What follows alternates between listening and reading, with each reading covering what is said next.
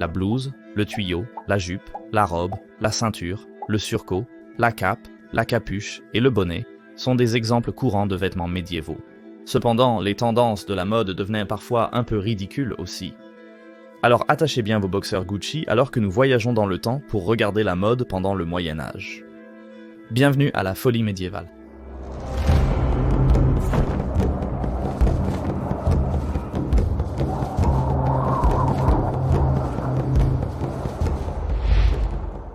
Tout comme aujourd'hui, la mode et la nécessité dictaient ce que les gens portaient pendant le Moyen-Âge.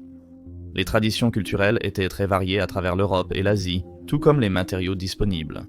Les modes dépendaient du siècle dans lequel l'homme ou la femme vivait, où ils vivaient et quelle était leur position dans la société. Il est clair que les vêtements d'un Vénitien du XVe siècle seraient totalement différents de ceux d'un Viking du VIIe siècle. Les modes changeaient assez lentement. Aujourd'hui, nous trouvons certaines des tendances qui étaient populaires au Moyen-Âge assez ridicules, comme la chopine de 18 pouces, les chaussures à plateforme de l'aristocratie italienne, ou les coiffes canoniques et nains, similaires à un fez turc qui pouvait atteindre des hauteurs allant jusqu'à 4 pieds, ainsi que les robes aux manches ridiculement longues et les capuchons pour hommes étouffants et moulants. Pour la plupart, les vêtements étaient fabriqués à partir de 3 matériaux principaux, le lin, la laine et la soie. Ces derniers étaient fabriqués dans différents poids. Plus le tissage était fin, plus le matériau était susceptible d'être cher et doux. Des tissus tels que le taffetas et le velours étaient fabriqués pour les porteurs plus riches et n'étaient pas disponibles avant la période médiévale tardive. Le cuir servait à fabriquer divers accessoires comme les chaussures, les ceintures et l'armure. Après le Xe siècle, la fourrure est devenue un symbole de statut à la mode. Avant cela, le vêtement était jugé trop vulgaire en raison de son port par les barbares. L'hermine, le renard, le lapin et l'écureuil étaient utilisés pour leur chaleur et leur luxe. Les teintures provenaient d'insectes écrasés, d'écorces d'arbres, de noix, de plantes, d'oxyde de fer, de racines, de lichens et même de mollusques. L'ajout de couleurs augmentait les coûts pour le fabricant, rendant les tissus teints inaccessibles aux paysans les plus pauvres qui ne portaient que des tissus non teints aux couleurs atténuées. Les teintures vives et chères étaient réservées à la noblesse et à la royauté, bien que le pastel, un colorant naturel issu d'une plante à fleurs, produisait un bleu foncé largement utilisé par toutes les classes sociales. Le Haut Moyen-Âge. La mode a changé assez lentement entre le 5e et le 12e siècle. À cette époque, les hommes portaient une tunique et un type de legging. La tunique de base en forme de T aurait des manches et un trou pour le cou, et la longueur de la tunique dépendrait de l'occupation ou du statut social de l'homme.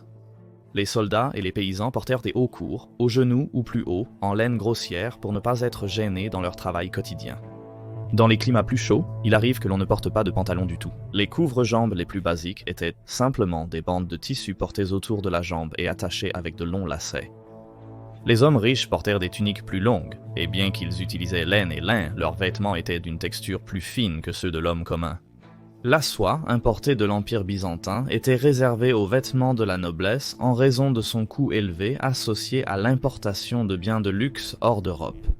Le coton était également importé d'Égypte et d'autres pays de l'Est. Parfois, ces tuniques tombèrent jusqu'au sol et étaient ornées de manière extravagante. Charles le Téméraire de Bourgogne aimait porter du drap d'or comme symbole ultime de statut.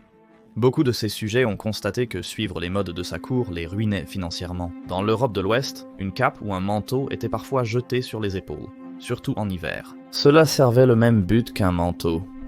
Les peuples germaniques portaient une cape à la taille, le C, fixé sur l'épaule gauche avec des bijoux décoratifs comme des épingles à épaules ou des broches appelées fibules. Cela permettait au bras droit de bouger librement lors du maniement d'une épée. Beaucoup de ces broches en étaient très ornées et étaient faites d'or ou d'argent pour ceux qui avaient du statut et de l'argent. Pendant le Haut Moyen-Âge, l'élite portait également des accessoires décoratifs comme des ceintures, des boucles et des sacs à main en métal.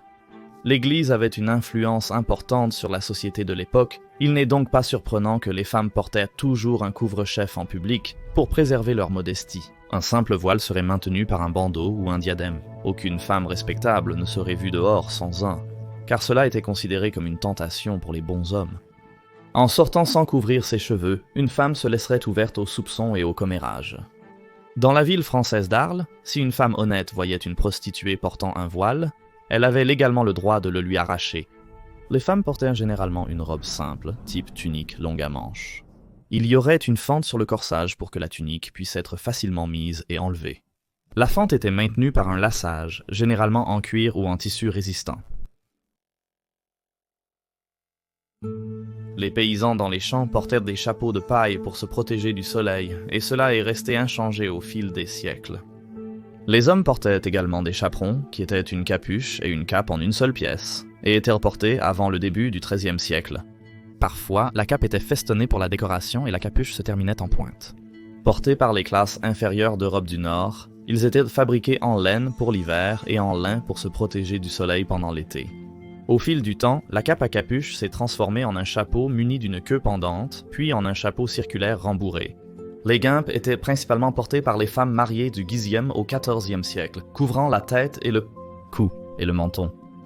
Plus tard, en plus du cercle et du voile, une étroite jugulaire appelée babette est devenue courante. Ce type de coiffure pourrait aussi inclure des filets à cheveux de part et d'autre de la tête. À la fin du Moyen Âge, le hennin, un haut chapeau, était en vogue. Il était porté à un angle de 45 degrés derrière la tête. Le très long steeplehennin n'a été populaire en Europe que pendant environ 50 ans avant d'être remplacé par les capuchons et les casquettes bas, plus pratiques et moraux. Les chaussures étaient portées par toutes les classes, même les plus pauvres qui portaient de simples chaussures retournées en cuir. Le design et le style des chaussures sont demeurés constants durant le Moyen Âge. Pour l'acheteur plus riche, des matériaux de meilleure qualité et des détails plus fins ont été ajoutés. Le cuir pouvait être décoré avec des motifs découpés ou estampés. Ils étaient appréciés par les hommes et les femmes. Pour la noblesse et la royauté, les chaussures étaient dorées ou incrustées de perles et de bijoux. Au XIIe siècle, les chaussures pointues devenaient populaires. En Angleterre, elles sont devenues connues sous le nom de crack owls ou pollens à la fin des années 1300 en raison de l'influence de la femme polonaise du roi Richard II. Au fil des ans, la longueur est devenue de plus en plus exagérée, et au XVe siècle, certaines avaient des orteils jusqu'à 24 pouces de long.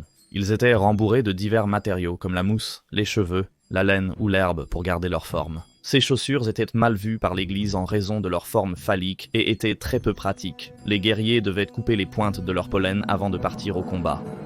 Des surchaussures appelées patins étaient portées par-dessus les chaussures normales pour se protéger de la boue et des eaux usées dans les rues. Généralement en bois ou en liège, elles avaient des lacets en cuir pour les attacher et étaient portées par les deux sexes. À l'intérieur, on portait des chaussons ou des pinsons souvent doublés de fourrure pour plus de chaleur et de confort. Lois somptuaire. En raison de l'amélioration des salaires et des conditions de vie après la peste noire, des lois ont été instaurées pour empêcher les classes inférieures de s'habiller comme leurs supérieurs sociaux. Les lois somptuaires visaient à restreindre l'achat d'articles de luxe comme la nourriture, les vêtements et les meubles. Les lois de 1363 limitaient les types de fourrures et de tissus qui pouvaient être portés. Autrefois, le haut chapeau hennin était interdit aux classes inférieures, bien qu'il soit de toute façon peu pratique pour effectuer des tâches. Il a été décidé que les femmes gagnant moins de 10 livres n'avaient pas le droit de les porter. La longueur des pointes sur les chaussures était aussi restreinte. À Londres, seuls les nobles pouvaient porter des chaussures dont les pointes dépassaient 2 pouces, et en 1463, les vêtements teints en violet, bleu royal et cramoisi étaient limités. Dès 1483 en Angleterre, seuls les chevaliers et seigneurs pouvaient porter des tissus comme le velours, le brocart de satin, le drap d'or, ainsi que les fourrures d'hermine et de zibeline. Si un yeoman ou un écuyer à la couronne avait un revenu d'au moins 40 livres par an, alors il pouvait porter du satin ou du damas.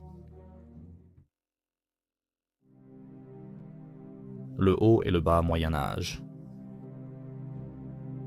Désormais, les modes européennes, surtout féminines, évoluent bien plus rapidement. Les croisades et l'exploration d'autres continents par des aventuriers tels que Marco Polo ont introduit de nouveaux styles issus d'autres cultures. Le rouet et le métier à tisser horizontal ont simplifié la production de textiles. L'augmentation de la production a amélioré le commerce en rendant les vêtements magnifiques plus abordables. Les tuniques sont devenues plus serrées pour les deux sexes. Les robes des femmes sont devenues ajustées de l'épaule à la taille. Les manches plus longues se sont élargies en forme de cloche et étaient parfois si longues qu'elles touchèrent le sol. Étant ajustées autour du corps, avec des emmanchures beaucoup trop serrées et des manches trop longues, les vêtements des XIIe et XIIIe siècles étaient inconfortables et malaisés à porter. La mode des vêtements ajustés a poussé les hommes à garder une silhouette élancée. Les hommes portaient des braies et des chemises en lin comme sous-vêtements avec des bas en laine pour couvrir les jambes. Par-dessus la chemise, un pourpoint boutonné était porté qui avait souvent une jupe ou un plissage à l'ourlet. Des fentes étaient faites dans les manches, qui montraient la tunique en dessous. Ceci a été tiré pour créer des volutes de couleurs et de tissus contrastés. Au XIVe siècle, la tenue d'une noble femme se composait de plusieurs couches. Une chemise de fin lin à même la peau, puis une robe ajustée où un kirtle était porté par-dessus, un surcot sans côté pouvait être mis par-dessus pour montrer le vêtement en dessous, et un autre plus volumineux pouvait être ajouté pour le voyage, ainsi qu'un manteau. Les couches supérieures, encolures, ourlets et manches, pouvaient être ornées de soies appliquées ou brodées. Le tissage à la tablette était utilisé pour la garniture de vêtements, les sangles et les ceintures. Les boutons sont devenus fonctionnels au lieu d'être uniquement décoratifs, et les mouchoirs sont devenus à la mode. Les femmes nobles portaient des ceintures ornées de bijoux avec de petits sacs à main suspendus à celles-ci. La houppelande est devenue populaire en Europe pendant la fin du Moyen Âge. C'était un vêtement extérieur pour les hommes et les femmes. Il se composait de manches très larges et d'un col haut. L'excès de tissu à l'arrière de la robe pendait et traînait sur le sol derrière le porteur. La houppelande était souvent entièrement doublée de fourrures coûteuses et ses bords étaient découpés en forme décorative. Les robes portées de nos jours dans les milieux juridiques et académiques ont évolué à partir de ce vêtement. Vers la fin du Moyen Âge, le commerce et la technologie ont connu une progression rapide. Commencé en Italie, l'Europe occidentale est entrée dans une période d'éveil culturel et artistique, connue sous le nom de Renaissance, où les modes ne deviendraient que de plus en plus ostentatoires. Merci d'avoir regardé cet épisode de Folie médiévale. Veuillez laisser un j'aime et un commentaire si vous avez aimé, et nous vous verrons la semaine prochaine pour un autre épisode. À la prochaine.